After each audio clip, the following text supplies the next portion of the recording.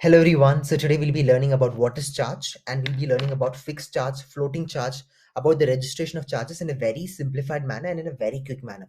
In case if you want to learn company law, these basics of charge is very important. So kindly please to remember that charge comes under the section 2 subclause 16. Okay, very simple as this. Section 2 subclause 16. Now what is a charge? For example, I take a debt. For example, there's a student. Okay, like for example, I take a debt from a person. His name is Kamal. I'm taking a debt from that particular person, so and so things, by giving a security of movable and immobile to him, properties towards him. Then that Kamal can take control over it as a charge over my property. But one more simple example, I'll just give it to you so that it'll be easy for you to understand. I'm taking debt from you. When I'm taking debt from you, I'm taking like 1 crore from you. Just imagine. Now I'm keeping something in security. That is that until I don't repay it back to you, let these two properties be within your hand. Okay, that is called as security. I'm keeping the security with you. So when I'm giving my property towards you for taking care or for keeping it as a security, remember that can also be considered as charge. That is considered as charge. It's very simple as this. So charge is basically in which the debtor, or for example, the person who can transfer the movable or immobile property in the form of a security to another person to repay back his debt, and that is an important component which can be understood in the form of a charge, and this comes under section 2 subclause 16. Now let's understand there are two types of charge. One is fixed charge, second one is floating charge. What do you mean by fixed charge? Fixed charge means very simple, guys, very simple. That is about charges only on some specific or definite property. Remember, so it's only on one or two particular property, that's it, nothing else. Okay, charge is only on some specific or definite property, nothing extra which cannot be complemented towards it. Let me use my pen so that it'll be easy for you to understand. So I'm using it only for a specific only for one definite property, that's it. Whereas in floating charge, what is the thing?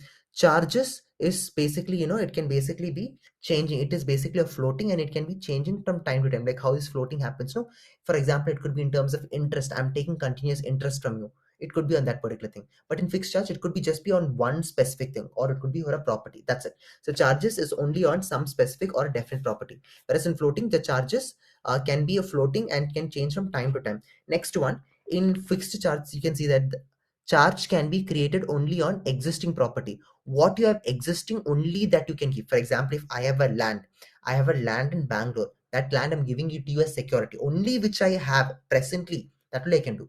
Whereas in floating charge, I can give both. One is existing property also I can give. I can even give future property also. Okay, under floating charge, I can give existing as well as the future property. It's as simple as this. Now, if you observe the next point, that the company cannot use the assets. Company cannot use the assets which has been kept as charges without the consent of the creditors. That means that I've given my property of Bangalore towards you. Know, can you sell that property? Can you do any other thing? No, you cannot do anything because I've given it to you as security. If you want to do anything, you're supposed to take my consent. Got it? Whereas in floating charge, what is the thing? Your company can use what vice versa. They can basically even sell it or they can do anything within that prescribed time limit. If I don't repay back to you, you can basically sell. For example, I've taken 50 lakhs from you, I'm not repaying back to you, I've given you as security my 2 lakhs, you can basically sell it. It's as simple as that. Okay, now let me take you to the next page. Now if you observe here, the company, yeah, it's better I don't move this slide. The company cannot dispose of the property under charge. That means that what, I cannot dispose, like for example, if a company, I'm supposed to repay back to them, no, that company cannot basically dispose of the property under charge. That means which I can give, they cannot basically sell it like that. Whereas here under floating charge, yes, the company has the right to dispose of the assets.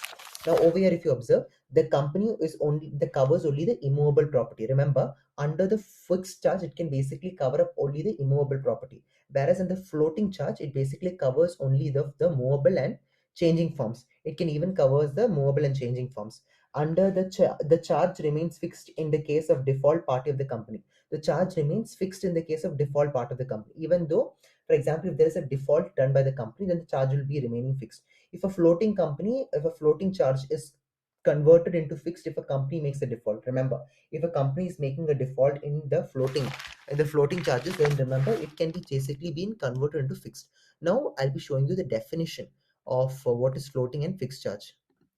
So now I'll just take you to the definition. If you observe over here, what do you mean by floating and fixed charge? See, fixed charge relate to the physical identical assets, whereas floating charge are flexible and applied to business assets as a whole. So in fixed charge, it's basically very peculiar. It is very specific to certain things, whereas in floating charge, it is basically applicable throughout the business sector.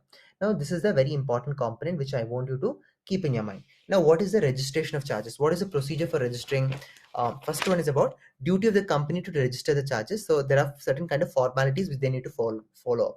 One is about registration of the company, registration by the registrar. They have to register it. Second thing, issue of certification. So once the registration is done, they will issue a certificate which you need to further proceed with it. Fourth important component is verification of the instruments. Whatever documents have been submitted, is it true? Is it fake? That verification needs to be done.